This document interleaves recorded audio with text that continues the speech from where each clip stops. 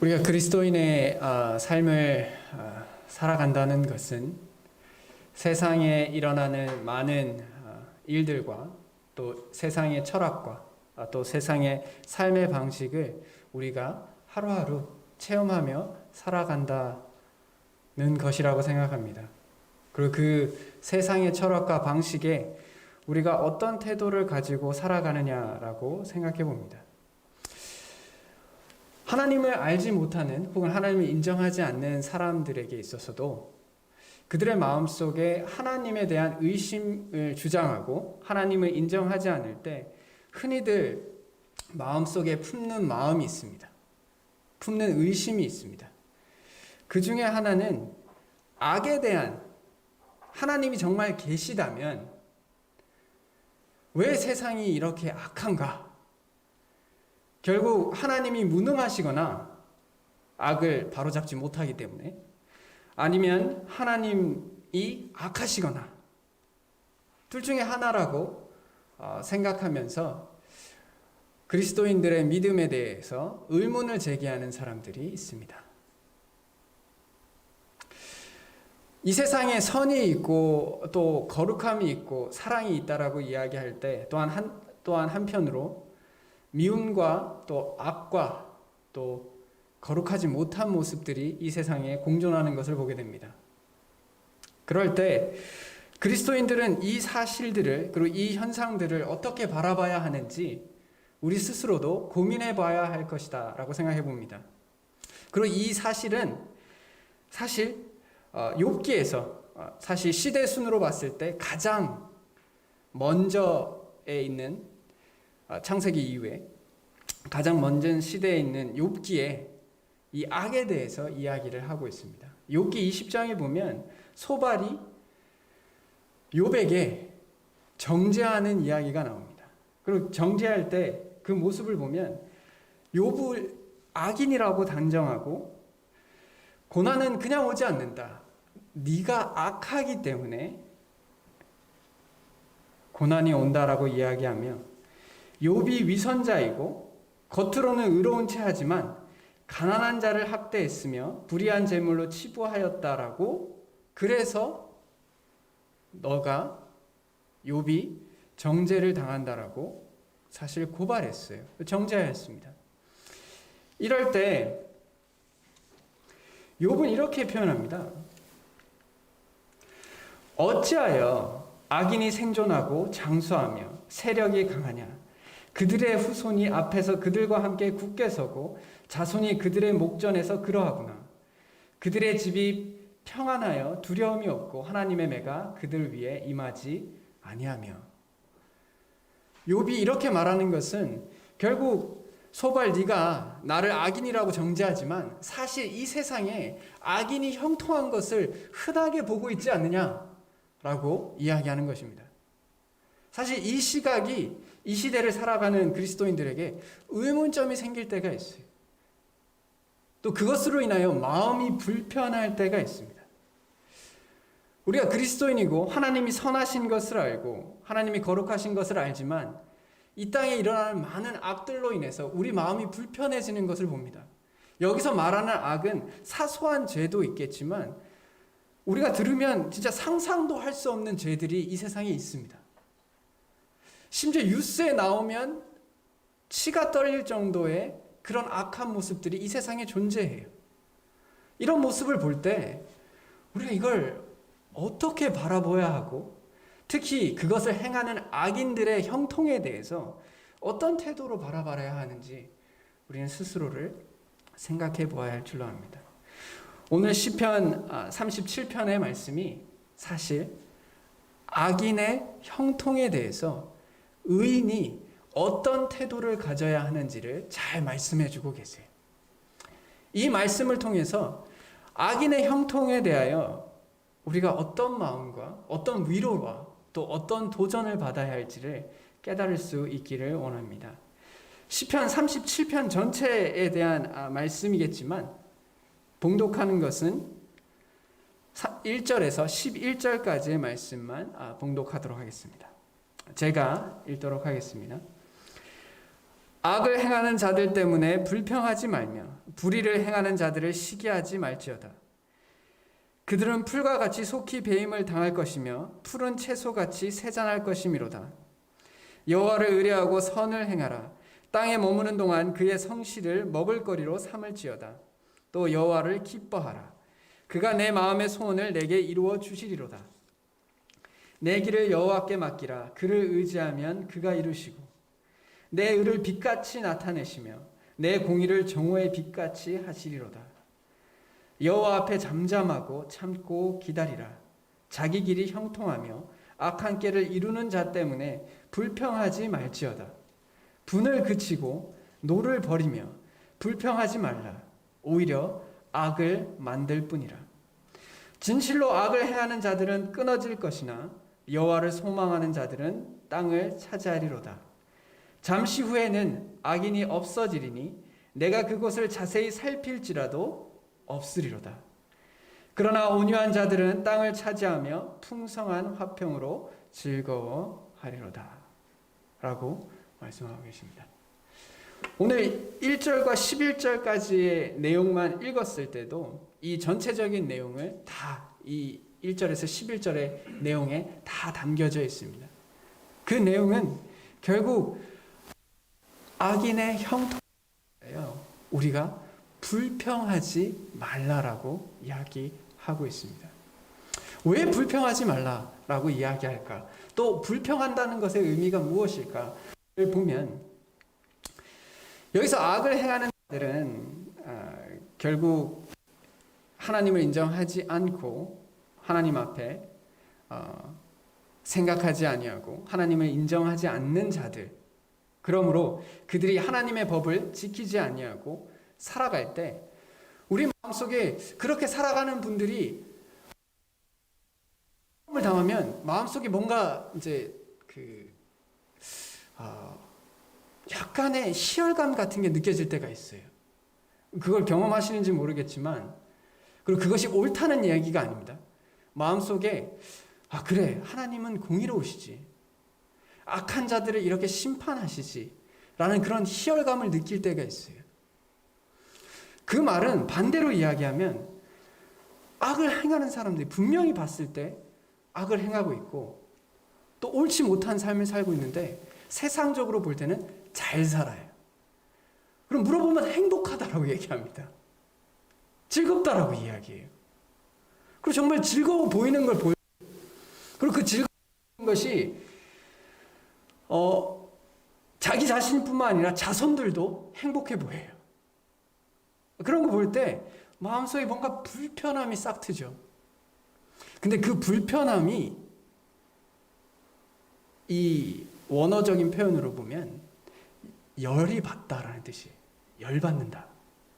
마음속이 열이 차오른다라는 뜻이에요. 그 말은 우리 마음속에 적어도 나는 악인이 아니다라는 걸 전제로 하고 있겠죠. 나는 악인이 아니기 때문에 내가 아닌 다른 누군가가 악을 행하는 것이 있을 때, 또한 그들이 잘 되는 것을 봤을 때 이들이 심판을 받아야 되는데, 이들이 이렇게 잘 나가면 안 되는데, 뭐가 문제가 있는데 라고 생각을 합니다. 거기에 더 나아가면 어떤 일을 하냐면 부러워하게 됩니다. 시기하게 돼요. 그 말은 이제 그럼 나도 이들의 방식처럼 한번 살아볼까? 나도 이들처럼 불법을 행하면서 이득을 한번 취해볼까? 그러면 나도 하나님 앞에 부끄럽지만 그래도 형통함은 있지 않느냐? 라는 마음을 가지게 됩니다. 그렇게 자신의 마음이 점점 하나님과 멀어지게 되는 것을 보게 돼요. 우리가 악인의 형통함에 집중하게 되면 오히려 하나님과 멀어지는 것을 봅니다. 주님께서도 1절에 가는 길이 언제나 평탄하다고 자랑하는 자들과 악한 계획도 언제나 이룰 수 있다는 자들 때문에 마음 상해하지 말아라. 하나님께서 뭐뭐 하지 말아라고 이야기할 땐 그걸 하면 부럽다라는 것을 이야기하는 거예요. 그들의 형통함에 대해, 그들의 성공에 대해서 바라보면 바라볼수록 자신의 처지가 초라해지거든요.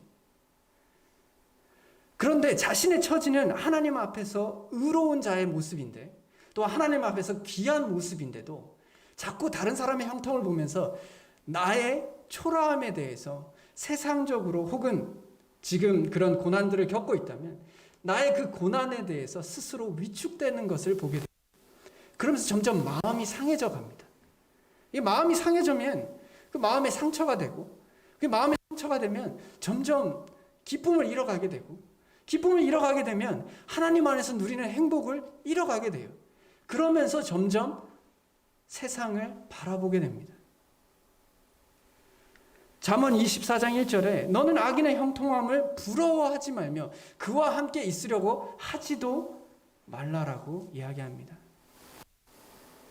이것이 그들의 삶의 방식이 결국 우리에게 준다라는 겁니다. 어려움을 우리에게 준다는 것입니다. 악인의 형통을 즐거워한다는 것 혹은 부러워한다는 것은 결국 이거예요. 결과 만능주의에 빠지는 겁니다. 과정은 별로 중요하지 않아요. 어쨌든 잘 되면 그만입니다. 남들이 봤을 때 저 사람 뭔가 성공하고 있는 것 같고, 뭔가 남들에게 주목받는 것 같고, 그러므로 저 사람은 분명히 하나님께 은혜를 받고 있는 것이다 라고 가게 돼버려요. 그렇게 생각하게 됩니다.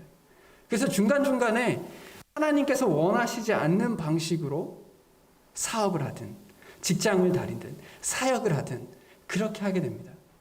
그랬을 때 결과가 좋을 수 있어요. 흥미롭게도. 그렇게 했을 때 결과가 좋을 수 있습니다. 그러나 그 결과가 하나님 앞에 신실하지 못한 것으로 드러날 때 또한 종종 있습니다. 사역하는 부분에서도 크게 확장하고 있는 교회들이 결국 그 사역자들의 부도덕한 모습들이 결국 드러날 때가 있어요. 그럴 때 결국 그가 모든 것이 다 묻혀버리는 것을 보게 됩니다. 또한 마찬가지예요. 정치권이든 사업에서든 결국 우리의 삶 속에 우리가 그 결과의 신실함을 과정의 신실함을 지키지 못했을 때 그 결과마저도 완전히 망가지게 되는 모습들을 우리가 종종 보게 됩니다. 우리가 누군가의 성공을 축하하거나 누군가의 성공을 바라는 것에 대해서는 문제가 되지 않아요. 누군가가 살고 열매 있는 것을 된다라고 생각하지 않아요. 우리 오히려 그것을 바라야 한다라고 생각합니다. 그러나 그것을 얻기 위해서 무슨 방법을 취할 거냐는 거예요. 악인의 형통은 아무런 부도덕한 부분이 사용할지라도 전혀 거리낌이 없다라는 거예요. 그게 사단의 유혹인 거예요. 이렇게 하면 인정받을 것이고 네가 지금 받고 있는 고통에서 자유로워질 것이다라고 계속해서 이야기합니다. 그래서 과정이 어떻든 좋은 결과를 위해서 무슨 짓이든 해라 라고 이야기합니다.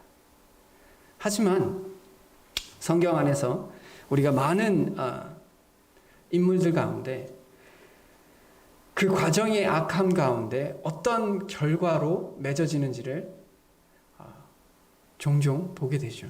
그 중에 우리가 봤었던 에스더의 하만이 그가 어떻게 승승장구하다가 결국 하나님 앞에 자신의 계획대로 7절에서 말하는 것처럼 악한 계획도 언제나 이룰 수 있다는 자들, 이게 하만이죠. 정확하게 모르드게를 달고자 했던 그 나무에 하만이 달리게 됩니다. 약 22m 정도 되는 나무에 결국 자신이 그 결과에 사로잡히는 것을 보게 됩니다. 우리가 정말 조심해야 합니다.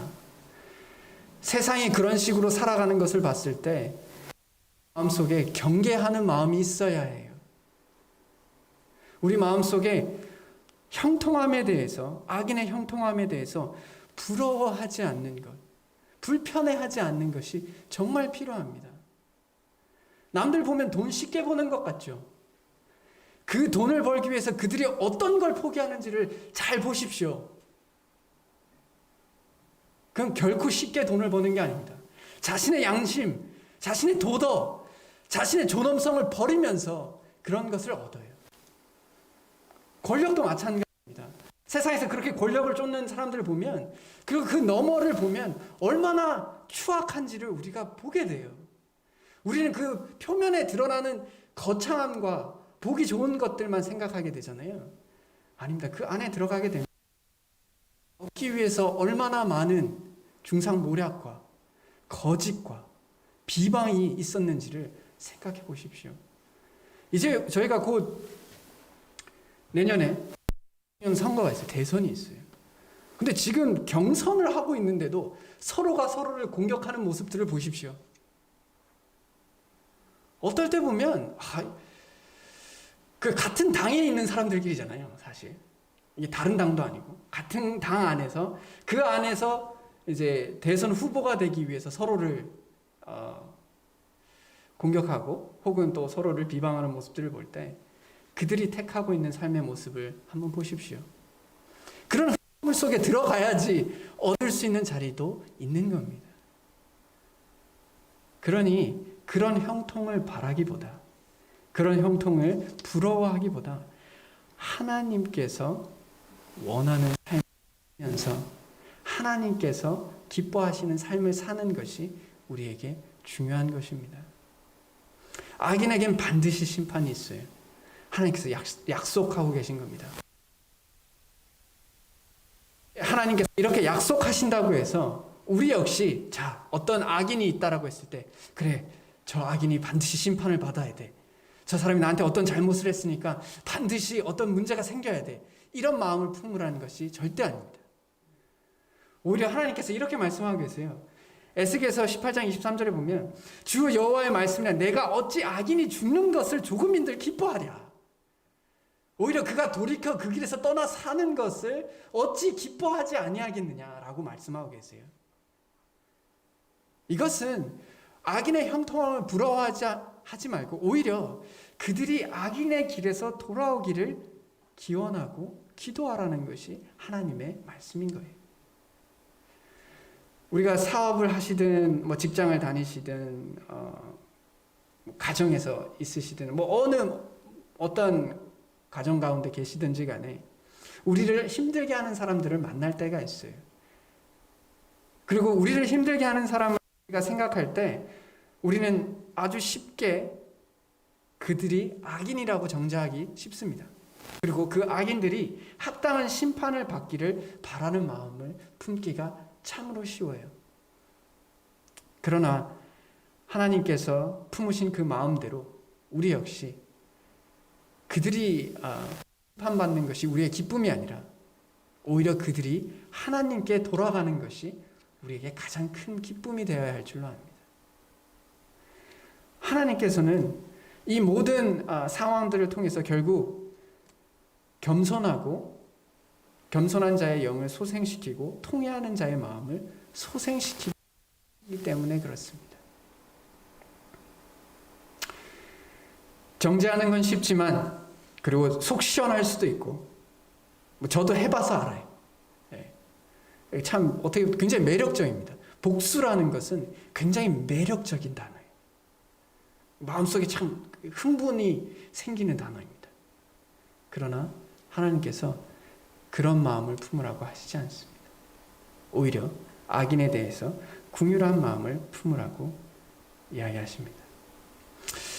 그럼 구원은 완전히 반대로 그러면 악인의 행함에 대해서 그럼 내버려 둬도 되냐? 악인이 그렇게 살아가는 것을 우리가 바라볼 때 그냥 내버려 둬도 되냐? 또 그것은 또 아닙니다. 하나님께서 징계를 준비하고 계세요. 하나님 믿는 자들에겐 징계예요. 또 하나님을 믿지 않는 자들에게도 악인을 죽이는 결과를 보게 됩니다. 이 구원받은 성도의 징계에 대한 말씀은 다음 주에 38절에 우리가 더 깊이 이야기를 하도록 하겠습니다. 우리가 다윗이 사울의 부도덕함과 또 사울의 패역함에 대해서 복수하지 않죠. 사울을 죽이지 않습니다. 기회가 있음에도 불구하고. 그렇다고 해서 다윗이 사울의 손에 죽지도 않아요. 이것의 균형을 우리가 이해해야 합니다. 사울이 악한 행동을 한다고 해서 그를 사랑한다고 해서 다윗이 죽어주지 않습니다. 다윗은 자신과 또 자신의 무리들을 지켜가며 또한 살아갑니다. 하나님께서 우리가 악인을 볼 때 그들을 부러워하지 않을 뿐만 아니라 그들로부터 우리 자신을 보호할 수 있도록 하셨어요.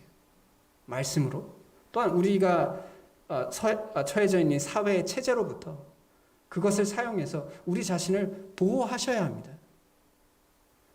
누가 여러분들을 어렵게 하거나 여러분들에게 해를 가할 때 악을 악으로 갚지 않는 선에서 스스로를 보호하십시오. 그건 당연한 겁니다. 그렇게 해야 돼요. 우리에게 악을 행하는 자에게 악을 행하지 마십시오 라고 이야기할 수 있어야 한다고 생각합니다. 그것이 그리스도인의 겸손의 미덕을 벗어난다라고 생각하지 않아요. 그러면 이제 하나님께서 그런 악인의 형통함을 봤을 때 결국 무엇을 하기를 원하시느냐?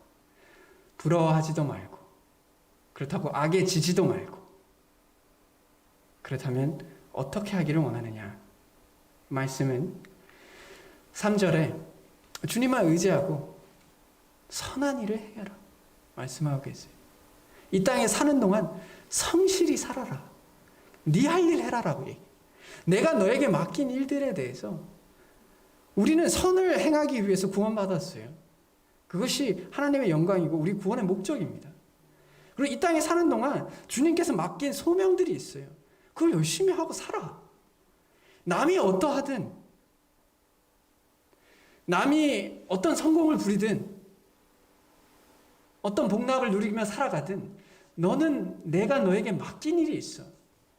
그리고 네가 나를 주라고 생각한다면 그것에 대해서 이의를 제기하지 않길 바래.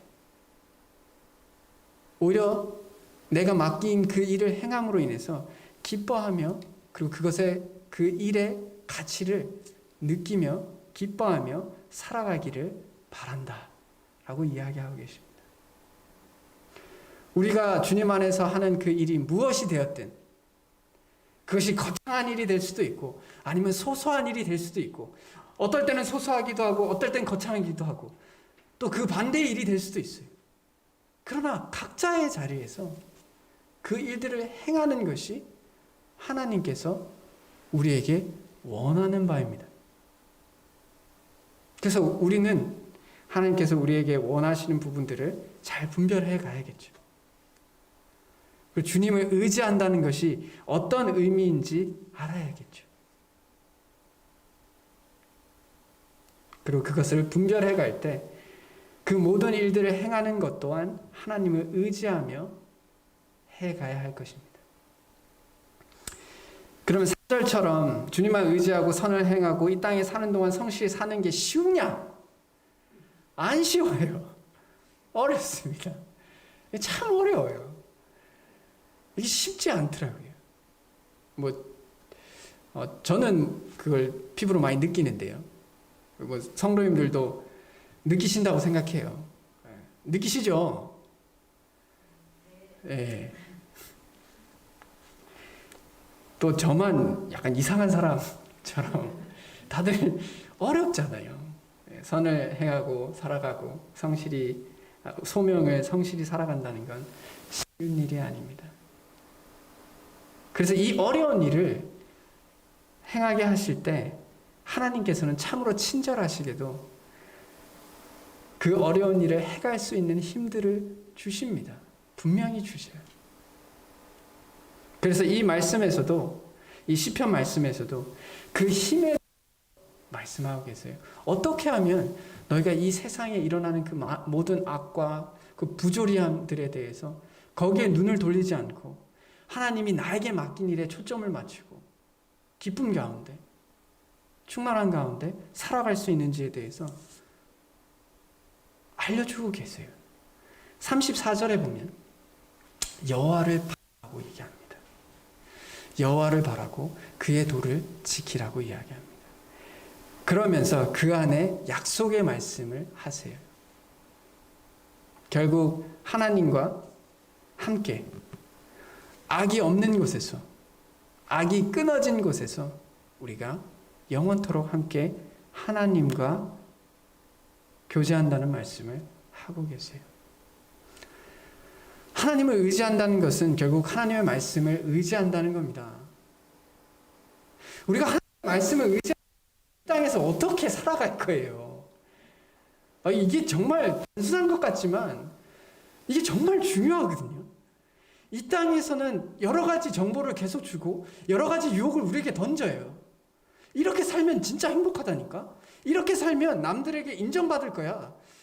네가 거짓말을 하든 네가 부도덕하게 살든 어쨌든 이렇게 살면 너는 행복할 거라고 계속해서 세상을 우리에게 유혹하고 있어요. 근데 하나님의 도를 바라보지 않고 하나님을 바라보지 않고 유혹에서 이겨낼 수 있겠어요? 제 자신부터가 자신이 없습니다.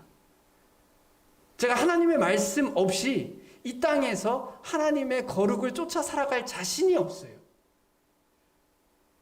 그러니 우리가 이 말씀을 붙잡고 하나님의 약속을 의지하고 살아가야 한다라고 생각합니다. 하나님의 말씀을 의지한다는 것은 생각해요. 하나님에 대한 말씀에 대한 우리의 미그지진하다면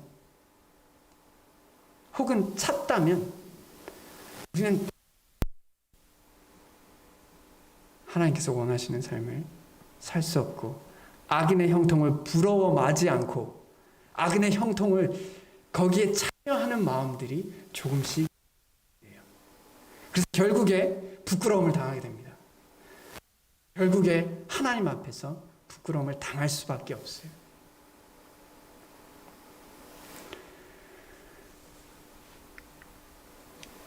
10절과 11절에 잠시 후에는 악인이 없어지리니 내가 그것을 자세히 살필지라도 없으리로다.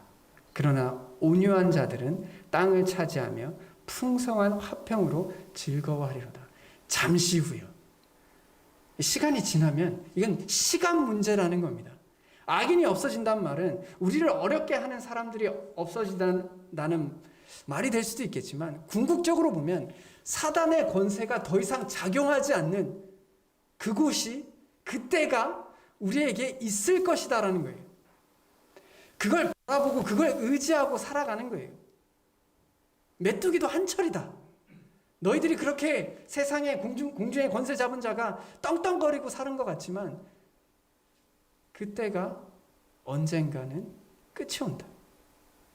우리가 그걸 믿고 살아갈 때 우리가 믿음이 있다라고 이야기하는 거예요. 우리가 그걸 바라보면서 세상과 똑같은 방식으로 살아간다면 우리는 그걸 믿지 않는 거겠죠. 그래서 우리의 믿음이 그만큼 중요한 것입니다. 첫 번째 하나님을 여호와를 바라본다. 즉 말씀을 의지하고 살아간다는 것이라면 두 번째는 7절에 보면 온전한 볼지어다라고 얘기합니다. 우리의 눈의 시선이 악인의 형통함, 악인을 바라보는 것이 아니라 의인의 삶을 한번 봐라고 얘기하는 거예요.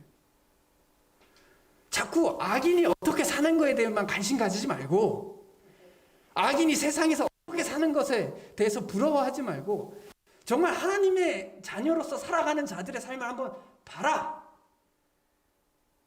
어떻게 보면 우리의 믿음의 선진들의 삶을 어떻게 살았는지 혹은 이 시대를 살아가는 참 영성이 뛰어나고 성숙하다라고 이야기하며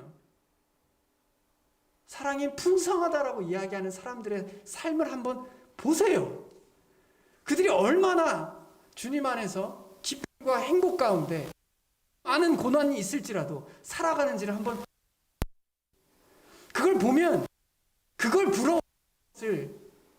부러워하는 것이 어떤 거예요? 악인의 형통이 아니에요. 사람들의 삶을 한번 보세요. 그들이 얼마나 위대한 삶을 살아가는지요. 그리고 그들의 미래가 얼마나 평안할지요. 제가 오늘 말씀을 준비하기 전에 역경을 이긴 사람들이라는 책이 있습니다. 그 책에 그리스도인들 중에 한국에서 중에 송명희 시인이라는 분이 계세요. 혹시 아실 수도 있는데요. 제가 그분의 사연과 간증과 그분이 이제 열린 음악회에서 2번을 나와서 이제 그분이 작사하신 나라는 찬양을 열린 음악회에서 사람들이 찬양을 합니다. 원래 열린 음악회는 공영방송이에요. 공영방송에서 KBS 1이죠. 거기서 종교적인 의미가 굉장히 어려워요. 그런데 그분이 앞에서 그 찬양을 부르는 것에 당연히 이제 그분이 이제 소아마비가 오셨었기 때문에 노래를 따라 부를 수 없어요. 그러나 춤을 추세요. 그 불편한 몸으로 춤을 추시는 장면이 나와요. 그리고 뒤에 계신 분들이 찬양을 부릅니다. 하나님의 이름이 공영방송에서 담대하게 퍼져나가요. 제가 그것을 봤을 때 사실 그리스도인들이 공영방송에서 자신의 정체성을 드러낸다는 건 어렵습니다. 그러나 그분의 삶으로 인해서 하나님을 믿지 않는 사람들도 그것에 대해서 아무런 제재를 가하지 않고 그것으로 인해서 불편함을 드러내지 않아요. 오히려 그 마음에 감동함이 있어요. 그러면 그들의 마음속에 그 뒤에 계신 하나님을 발견하게 된다고 생각합니다. 참 멋지지 않나요? 잠깐 그분의 삶에 대해서 잠깐 한번 보도록 하겠습니다. 동영상을 보여주시면 감사하겠습니다.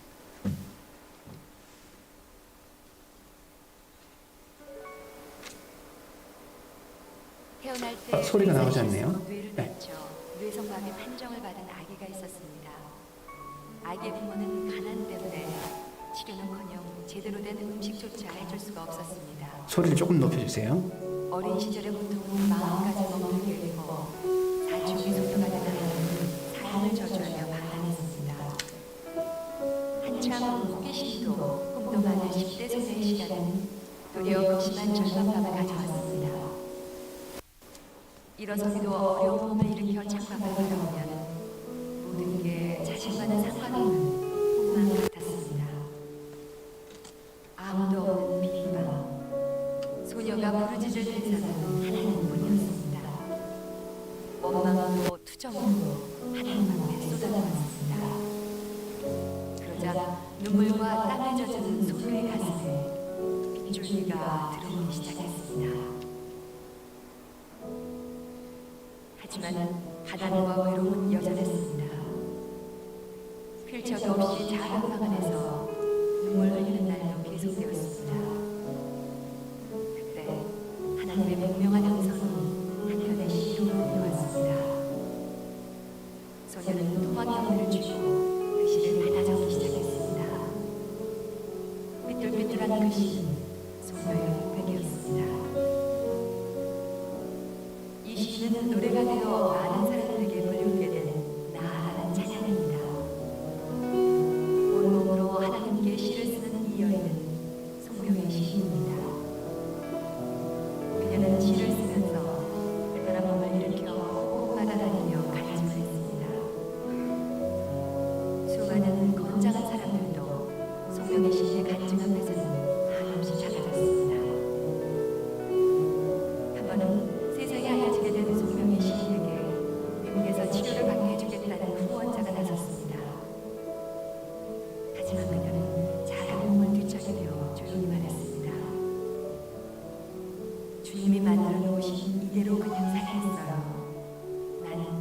이대로가 좋아요.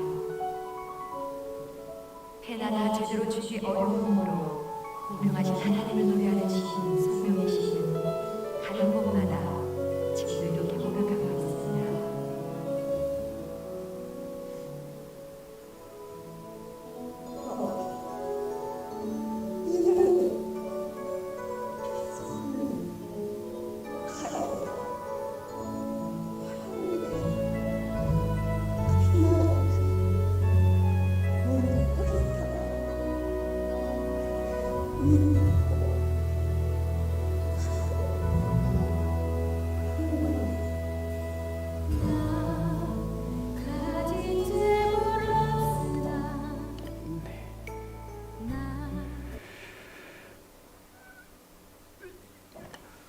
제가 이 동영상을 보면서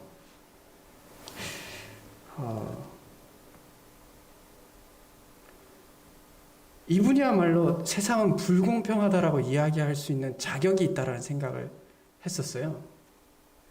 근데 이분의 고백은 공평하다. 하나님은 공평하시다. 라고 고백을 합니다. 그리고 우리가 시편에서 본 것처럼 주님만 의지하고 선을 행하며 이 땅에 사는 동안 성실을 행하며 살아가고 있어요. 이것을 봤을 때 저의 마음속에 악인이 나보다 더 잘 사는 것에 대해서 불평하는 것이 너무나 부끄러울 수 있다라는 생각을 했습니다. 이분보다 참 많은 것을 가진 제 자신을 발견하면서 거기에 내가 어떤 불만을 가질 수 있을까라는 생각을 해보았습니다. 우리의 삶이 우리의 연약으로 혹은 우리의 부족함으로 우리의 믿음이 없음으로 인하여 낙심하고 낭망할 때가 있습니다. 분명히 그럴 때가 있다고 생각해요. 그것은 어떤 믿음의 선진도 면역이 있다라고 생각하지 않습니다. 그럴 수 있다고 생각해요. 그러나 하나님을 바라보고 그런 하나님을 바라보며 살아가는 사람들의 삶을 한번 바라보셨으면 좋겠어요. 제가 경험한 거예요. 제가 그런 분들을 보니까 저 자신에 대해서 다시 한번 생각하게 되고 저의 연약함에 대해서 낙심하지 않게 되는 것을 발견하게 됩니다. 우리 모두 그럴 수 있기를 바라요. 그것이 하나님의 은혜를 누리는 것이다 라고 생각합니다. 오늘 이 말씀을 붙잡고 다시 세상 속에 나갔을 때 악인의 형통함에 대하여 이제는 내가 하나님의 약속을 붙잡고 살아가고 또 나뿐만 아니라 믿음을 가진 많은 사람들이 이 믿음을 붙잡고 살아가는 삶을 살아가고 있다는 것. 지금 이 순간에도 나보다 더 어려운 상황 가운데 살아가는 사람들도 최선을 다해서 살아가고 있다는 것을 바라볼 때 힘이 될 수 있기를 간절히 바랍니다. 다 같이 기도하겠습니다. 하나님 아버지, 은혜를 감사합니다. 우리에게 말씀을 주셔서 이 땅에서 하나님을 위해 살아가는, 또 하나님께 영광을 돌리며 살아가고 하나님을 즐거워하며 살아갈 수 있는 힘을 주셔서 참으로 감사합니다. 하나님의 힘이 없고 하나님의 도움이 없으시면 우리가 낙심할 수밖에 없고 또 낭망할 수밖에 없는 자들임을 고백합니다. 악인의 형통함에 대하여 우리가 부러워하지 않게 도와주시옵소서. 이 땅에서 많은 것을 얻기보다 하나님으로 인해서 기뻐할 수 있는 믿음을 주시기를 원합니다. 그래서 많은 믿음의 선진처럼 또 이 시대를 살아가는 믿음의 거장처럼 우리 역시 믿음이 자라날 수 있기를 원합니다. 그렇게 주님께서 우리에게 맡기신 일들을 묵묵히 하루하루 조용히 성실히 살아갈 수 있기를 원합니다. 그 가운데 과정의 신실함도 지킬 수 있도록 도와주시기를 원합니다. 이 모든 것을 우리 주 예수 그리스도의 이름으로 기도드렸습니다. 아멘.